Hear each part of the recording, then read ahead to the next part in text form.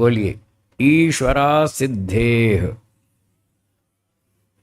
हाँ, ये एक सूत्र है जिससे लोग कहते हैं सांख्यकार नास्तिक है, ऐसा आरोप लगाते हैं। देखो लिखा है ईश्वरा सिद्धे, ईश्वर की असिद्धि है। इस सूत्र का अर्थ ऐसा करते हैं, ईश्वरा सिद्धे, ईश्वर की असिद्धि है, ईश्वर ईश्वर कुछ नहीं है, ऐसा लोग अर्थ करते हैं। ये गलत है, सूत्र का अर्थ भी गलत है और ये आरोप भी गलत है। इस सूत्र में असिद्धेह पंचमी विभक्ति का एक वचन है। कौन सी विभक्ति? पंचमी विभक्ति, प्रथमा नहीं है, पंचमी है। प्रथमा विभक्ति में बनेगा ईश्वरा सिद्धि। क्या बनेगा? ईश्वर असिद्धि, ऐसा बनेगा। ईश्वरा सिद्धि, ईश्वर की असिद्धि है। अगर ऐसा होता प्रथमा विभक्ति, तब तो यह अर्थ बनेगा कि ईश्वर की असिद्धि है, पर यहां प्रथमा तो है ही नहीं, यहां तो पंचमी है। ईश्वरा सिद्धेह, और पंचमी विभक्ति होती है हेतु में।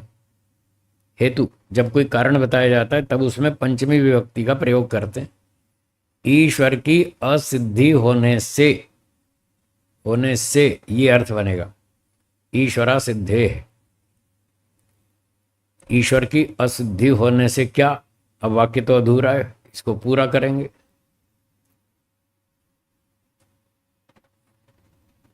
तो ये पूरा कैसे करेंगे? कुछ शब्दों को अपनी ओर से जोड़ेंगे तब वाक्य पूरा होगा। तो संस्कृत भाषा में ये एक अच्छी सुविधा है, छूट है। जहां पर वाक्य अधूरा लगे कि कुछ शब्द कम पढ़ रहे हैं, जो शब्द कम पढ़ रहे हैं उनको अपनी ओर से जोड़ लो, ये सुविधा है।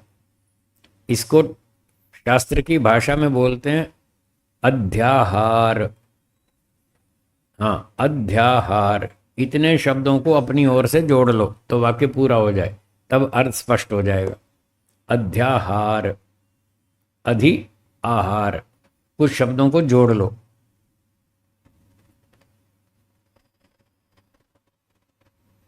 ईश्वर की असिद्धि होने से, इतना तो सूत्रार्थ हो गया। ईश्वर असिद्धे, ईश्वर की असिद्धि होने से। अब अध्यार क्या करेंगे? योगियों का आंतरिक प्रत्यक्ष अवश्य ही स्वीकार करना चाहिए, इतना अध्यार करेंगे। वो पिछले प्रसंग को देख करके जोड़ लेंगे।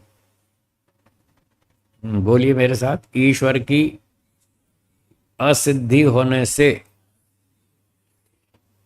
योगियों का आंतरिक प्रत्यक्ष अवश्य ही स्वीकार करना चाहिए।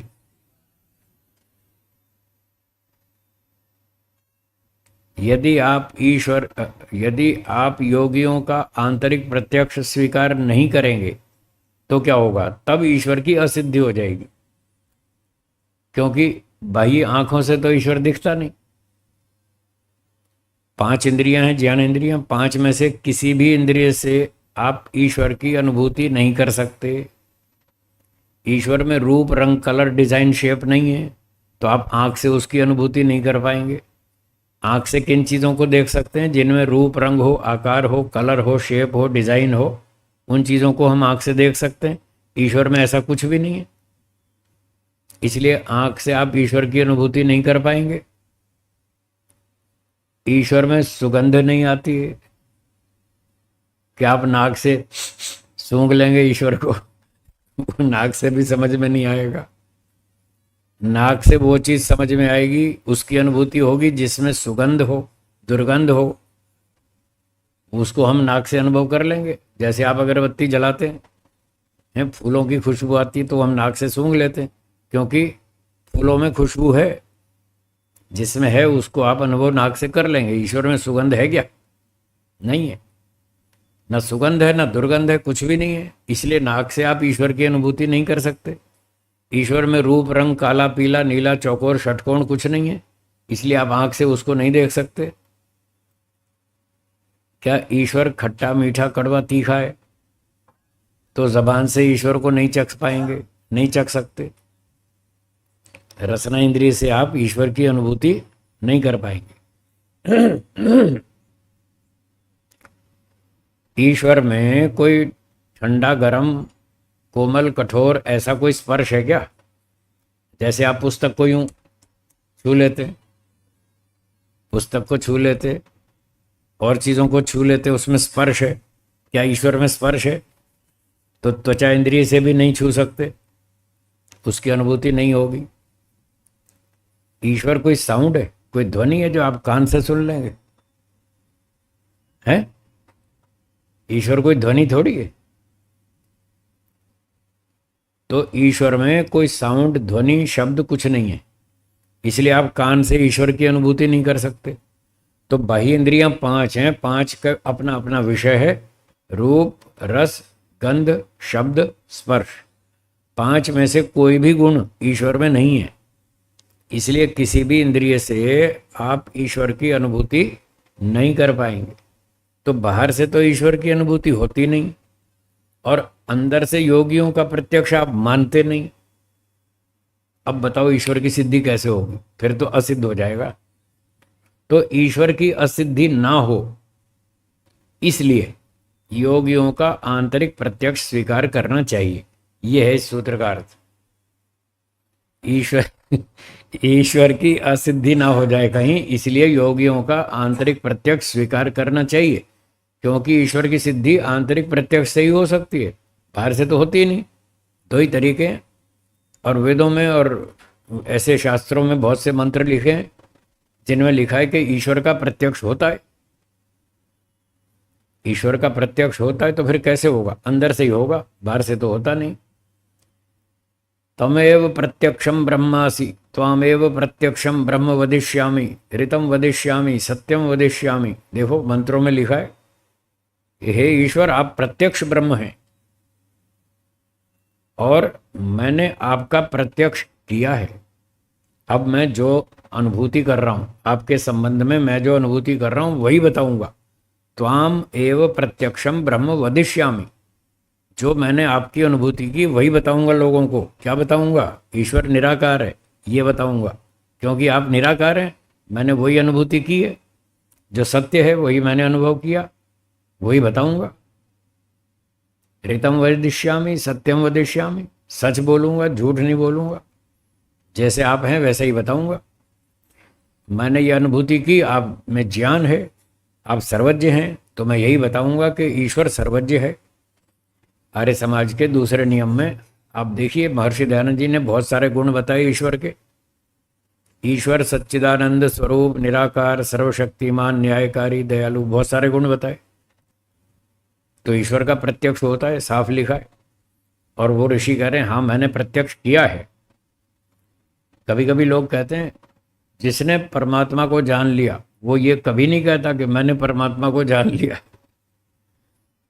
है, वो तो यही कहता मैंने नहीं जाना। एक केन उपनिषद में ऐसा प्रसंग आता है, यस्य अमतम तस्य मतम। जिसने ईश्वर को नहीं जाना वो कहता है मैंने जान लिया है। लोग ऐसी उल्टी सीधी व्याख्या करते हैं, वो श्लोक का यह अर्थ नहीं है, गलत अर्थ करते हैं। तो लोग क्या कहते हैं कि जो जान लेता है वो कभी नहीं कहता मैंने जान लिया है, और जो कहता मैंने जान लिया मतलब उसने नहीं जाना है, ऐसा अर्थ करते हैं लोग। ये गलत है। योगी व्यक्ति सत्य बोलता है या झूठ बोलता है? सत्य बोलता है। अगर किसी योगी ने ईश्वर की अनुभूति कर ली और उससे कोई पूछे क्यों जी आपने ईश्वर की अनुभूति कर ली, तो वो सच बोलेगा या झूठ बोलेगा? सच बोलेगा। वो कहेगा हाँ मैंने कर ली, तो बताएगा हाँ कर ली। जब कर ली तो सत्य बोलेगा। फिर आप ये क्यों अर्थ कर रहे हो कि जो कहता है मैंने अनुभूति कर ली वो उसने नहीं की? ये तो झूठा आरोप है। तो इस तरह की लोग भ्रांतियां फैलाते हैं संसार में। जो ईश्वर को जान लेता है वो कभी नहीं कहता कि मैं जानता हूं, और जो कहता है मैं नहीं जानता, मैं तो मूर्ख हूं, तो समझ लेना इसी ने जाना है। ऐसी व्याख्या करते हैं। तो फिर उस वचन का सही अर्थ क्या है? केन उपनिषद के वचन का सही अर्थ क्या है? उसका सही अर्थ यह है, जो व्यक्ति कहता है मैंने ईश्वर को पूरा जान लिया, ईश्वर यहां से लेकर के यहां तक है, पूरा जान लिया, तो समझ लेना उसने अभी ईश्वर को नहीं समझा है, क्योंकि ईश्वर को पूरा पूरा कोई समझ ही नहीं सकता, वो तो अनंत है। हमारी बुद्धि बहुत छोटी है और ईश्वर तो बहुत बड़ा है। आपके थैले में 2 किलो सामान रख सकते हैं, इतनी जगह है। ये चलो मोटा उदाहरण, ये बैग है मेरे पास, इस बैग में 2 किलो 3 किलो सामान आएगा, ठीक है ना। छोटा है तो 2-3 किलो ही सामान भर सकते हैं। और हो हमारे पास 10 टन, कितना, 10 टन सामान इसमें आ जाएगा। और कोई कहे साहब 10 टन इसमें आ जाएगा, तो फिर इसका मतलब गड़बड़ है। उसकी बुद्धि खराब है। इतने छोटे बैग में 10 टन सामान कैसे आ जाएगा। तो जो हमारी बुद्धि है वो बहुत छोटी है, इसमें 2-3 किलो ही सामान आएगा। और ईश्वर है 10 टन, बताओ इसमें पूरा कैसे आएगा, आएगा। तो जो ये कहता है मैंने ईश्वर को पूरा जान लिया, समझ लेना अभी ये भ्रांति में, इसको ईश्वर ठीक से समझ में नहीं आया। और जो ये कहता है ईश्वर अनंत है, उसको पूरा पूरा कोई नहीं समझ सकता, मैं भी नहीं समझ सकता और दूसरा भी कोई नहीं समझ सकता, वो तो बहुत अनंत है। तो जो ऐसा कहे तो समझना हाँ इसको कुछ समझ में आया है, ईश्वर ठीक ठीक इसकी समझ में आया है।